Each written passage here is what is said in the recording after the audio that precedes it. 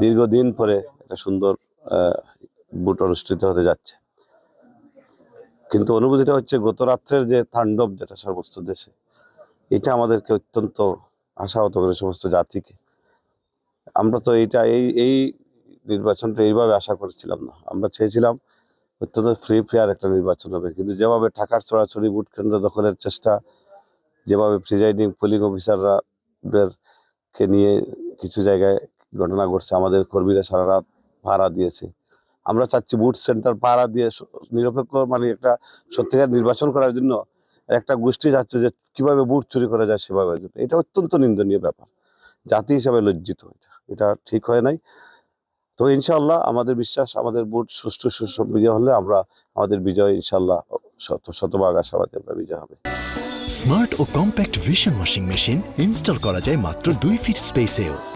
শেষ পর্যন্ত সংখ্যা তো আছেই, এইসব অপশক্তিকে কখনোই আপনারা বিশ্বাস করা যায় না কখন কি করে। কিন্তু আমি আশাবাদী আমাদের আইন শৃঙ্খলা বাহিনী এবং জনগণ অত্যন্ত সচেতন। কিন্তু আমরা দেখেছি কালকে রাত্রে শত শত মানুষ রাস্তায় ছিল, কেন্দ্রের কাছাকাছি ছিল, যারা মানে এই ধরনের অপতৎপরতাকে রুখে দিবার জন্য।